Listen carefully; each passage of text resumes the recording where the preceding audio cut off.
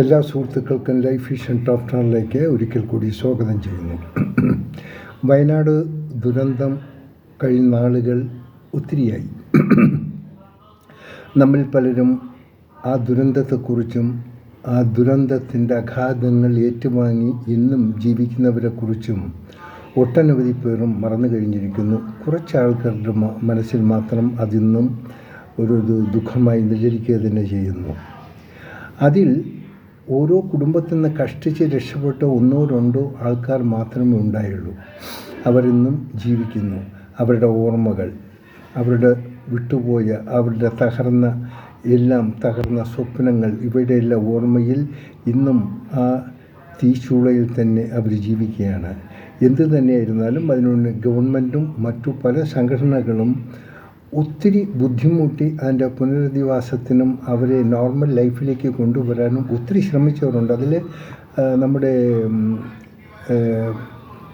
നമ്മുടെ ധീര ജവാന്മാരും പോലീസും മറ്റു സംഘടനകളും ഹൃദയാലുക്കളായ ഒട്ടനവധി ആൾക്കാരും നിലനിന്ന് അവർക്ക് വേണ്ട പ്രവർത്തനം നല്ല രീതിയിൽ കാഴ്ചവെച്ചെങ്കിൽ തന്നെയും ആ പ്രവർത്തനത്തിൽ തന്നെ ചില അപാകതകളുണ്ടായി. കാരണം ഈവൻ കോഴിക്കോട് നിന്ന് വരെ വന്ന് പ്രവർത്തനത്തിൽ ഏർപ്പെട്ട് അവരുടെ ആഹാരമൊക്കെ കൊടുത്തും അവരെ തടയാനുള്ള പല ഭരണപക്ഷത്തിലുള്ള സംഘടനകളും ശ്രമിച്ചു. അങ്ങനെ പലതുമുണ്ടായി. എന്തായാലും ഞാൻ അതിലേക്ക് കടക്കാൻ ഞാൻ ഇഷ്ടപ്പെടുന്നില്ല. പക്ഷേ എങ്കിലും ഇന്ന് ജീവിച്ചിരിക്കുന്ന അതിൽ ബാക്കിയുള്ള കുറച്ച് ആൾക്കാർ ഇന്ന് ജീവിച്ചിരിപ്പുണ്ട്.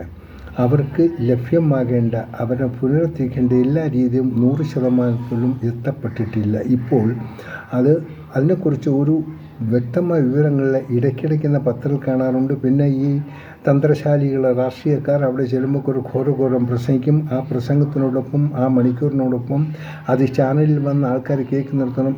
അതുവരെ തന്നെ സ്തംഭിച്ച് അതോടെ തീർന്നു കിട്ടുന്നു.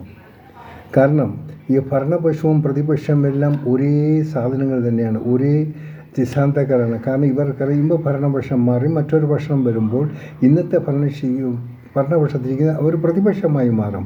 അന്ന് ഇവർക്ക് പലതും എത്തിപ്പിടിക്കാൻ എന്തെങ്കിലുമൊക്കെ പോയിൻറ്റ്സ് കാണും. അതിനെ തിരിഞ്ഞു കൊത്താൻ വേണ്ടി അവരും ആയുധങ്ങൾ. അപ്പോൾ ഈ രാഷ്ട്രീയക്കാരുടെ ഈ ചൂതാട്ടത്തിൽ കിടന്ന് കഷ്ടപ്പെടുന്ന പാപം അവിടെ ദുരന്തത്തിൽ രക്ഷപ്പെട്ടവരാണ്.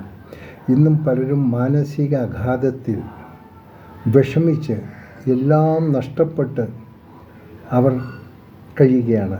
അതിൽ ആരൊക്കെ ഇന്നും ഒരു നോർമൽ ലൈഫിലോട്ട് എത്തിയെന്ന് പറയാൻ വയ്യാത്തൊരു സാഹചര്യമാണ് ഇന്നുണ്ടായിരിക്കുന്നത്. അതിനാൽ ദയവ് ചെയ്ത് ഈ സംഘടനകളും എല്ലാവരും ഈ ഗവൺമെൻറ്റും ചേർത്ത് എവറി 3 months അവിടുത്തെ ഡെവലപ്മെൻറ്റ്സ്, അവിടുത്തെ ബുദ്ധിമുട്ടുകളെക്കുറിച്ച്, അവിടുത്തെ തീരാത്ത പ്രവർത്തനങ്ങളെക്കുറിച്ച് എല്ലാം ഒരു അവലോകനം ചെയ്ത് അതിനെ അപ്ഡേറ്റ് ചെയ്ത് പോയാൽ ഇതിനൊരു ശാശ്വത പരിഹാരം കാണും. അല്ലെങ്കിൽ ഇത് ചുവന്ന നാട ഫയലുകൾക്കുള്ളിൽ അടിയുന്ന ഏതാണ്ട് അവസ്ഥയാണിപ്പോൾ.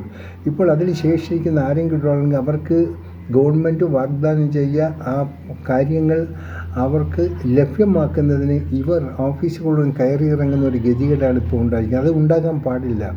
ഒരു തരത്തിൽ അവർക്ക് നഷ്ടപ്പെട്ടതിൻ്റെ ഓർമ്മകളിൽ വിങ്ങിപ്പൊട്ടുകയോ മറുവശത്ത് ഈ ഓരോ ഓഫീസർമാരുടെ ഫ്രണ്ടിൽ കൈയും മുട്ടും സാറെ കൈകൂപ്പി അവർക്ക് കിട്ടേണ്ടതിന് വേണ്ടി അവർ യാചിക്കുമ്പോൾ അതിന് അതേ രീതിയിലുള്ള ഒരു മറുപടി ഒന്നും അവർക്ക് കിട്ടാറില്ല. കാരണം ഈ വയനാടിനെ സംബന്ധിച്ചിട്ട് അത് വളരെ ദുഃഖകരമായ ഒരു സംഭവം തന്നെയാണ്. നമുക്കെല്ലാം അറിയാമെന്നുള്ളതാണ്. അതിനെ ആൾക്കാർ അവഗണിക്കരുത്. ഇപ്പോഴും ചില സംഘടനകൾ അതിൻ്റെ പിന്നിൽ പ്രവർത്തിക്കുന്നുണ്ട്, അവർക്ക് വേണ്ട സഹായം ചെയ്യുന്നുണ്ട്. അത് അഭിമാനിക്കേണ്ട ഒരു കാര്യമാണ്. എങ്കിൽ തന്നെയും ഗവൺമെൻറ് തലത്തിൽ നിന്നും കിട്ടേണ്ട സംവിധാനങ്ങൾ ഒരുക്കണം. കാരണം ഈ പേരിൽ സെൻട്രൽ ഗവൺമെൻറ് കൊടുത്ത ഫണ്ടിൻ്റെ എല്ലാ ഭാഗവും അവർ ചിലവഴിച്ചില്ല. ഇന്നും അതിൽ കോടികൾ ബാക്കിയുണ്ട്. ആ കോടികൾ മാക്സിമം മറ്റേതിനൊക്കെ വകവരുത്തി ഇവരുടെ അത്യാവശ്യമുള്ള കാര്യങ്ങൾ നിറവേറ്റുകയാണ്. മറിച്ച് ദുരന്തം അനുഭവിക്കുന്നവർക്ക് പുനരുദ്ധാരണം ചെയ്യേണ്ട ആ തുകകൾ അവരിൽ എത്തിക്കാതെ മറ്റൊരു കാര്യങ്ങളിലേക്ക് വിനിയോഗിക്കുന്നത് വളരെ ശോചനീയമായ ഒരു കാര്യമാണ്. അത് വളരെ ദുഃഖകരമായ ഒരു കാര്യമാണ്.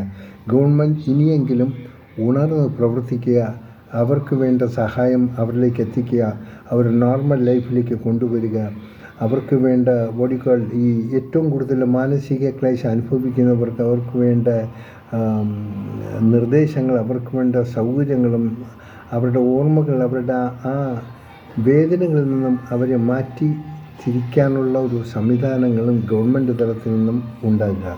സംഘടനകൾ അവിടെ ഇന്നും നിലനിൽക്കുന്നുണ്ട്.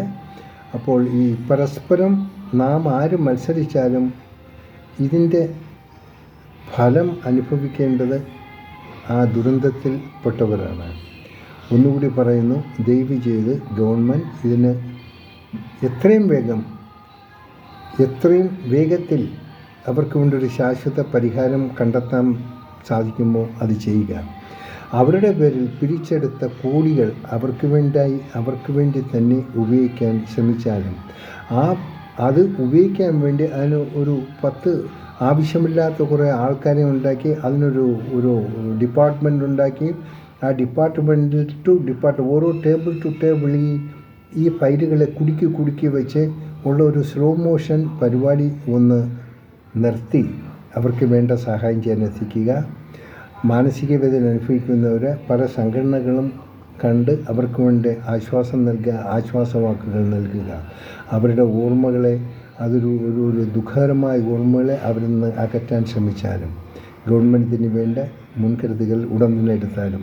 രാഷ്ട്രീയക്കാരോട് ഒന്ന് മാത്രമേ പറയാനുള്ളൂ, ആ പ്രകൃതി ദുരന്തത്തെ ഒരു കാതൽ ഇപ്പോൾ പ്രതിപക്ഷത്തിന് ആ ദുരന്തം എടുത്തു പറയാനുണ്ടെങ്കിലും ഭരണപക്ഷം അനങ്ങാതിരിക്കുന്നു.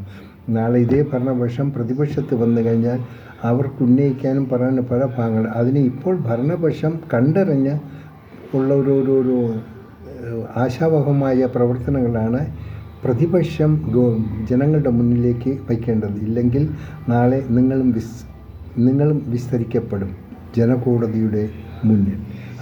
അത് ഒഴിവാക്കാൻ ശ്രമിക്കുക. കാണാം വീണ്ടും മറ്റൊരു വീഡിയോയിലൂടെ. ഞാൻ GK തുമ്പക്കാരൻ. Thank you.